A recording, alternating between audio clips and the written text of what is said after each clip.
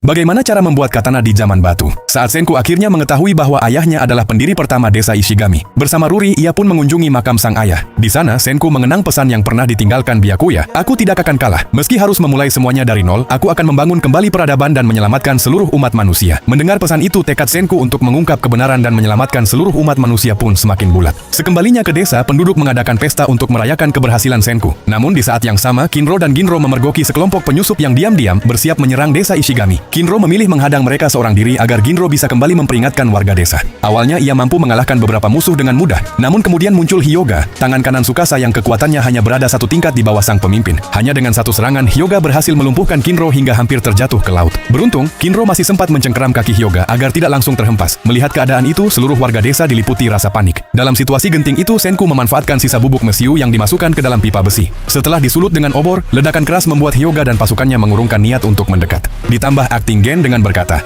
"Awas, tembakan berikutnya." Semuanya lari. Hyuga akhirnya memilih mundur. Ia berencana melancarkan serangan berikutnya saat hujan turun, karena senjata berbasis mesiu tidak akan dapat digunakan secara efektif. Untuk menghadapi serangan berikutnya, Senku mulai menempa katana. Besi dipanaskan hingga sekitar 1200 derajat Celcius menggunakan arang, lalu ditempa berulang kali untuk mengurangi kotoran pada logam. Setelah itu, bilahnya didinginkan dengan cepat sehingga menghasilkan pedang yang kuat dan tajam. Ketika Hyuga kembali menyerang, pertempuran sengit pun tak terelakkan. Melihat Hyuga mulai terdesak, Gen mengaku bahwa dirinya merupakan bagian dari kerajaan Sains dan menjadi penyusup di kerajaan Tsukasa. Namun, di tengah euforia kemenangan, markas mereka justru disusupi Homura. Dengan berenang, ia berhasil menyelinap ke desa Ishigami. Saat semua orang sibuk menghadapi Hyuga, Homura memanfaatkan kesempatan itu untuk membakar permukiman. Tak punya pilihan lain, seluruh penduduk segera kembali ke desa untuk memadamkan api. Demi mengulur waktu, Suika dengan berani menjadikan dirinya sebagai umpan dan membawa pasukan Hyuga menuju Danau Sulfur. Tiba-tiba angin kencang bertiup dan mengarahkan gas beracun ke arah pasukan Hyuga. Beruntung, Kohaku datang tepat waktu dan berhasil menyelamatkan Suika. Setelah mengetahui bahwa kerajaan Sains kini telah mampu memanfaatkan logam dan berbagai bahan kimia, Tsukasa memutuskan menunggu hingga musim semi untuk membangkitkan lebih banyak pengikut menggunakan cairan kebangkitan sebelum melancarkan serangan besar berikutnya ke desa Ishigami.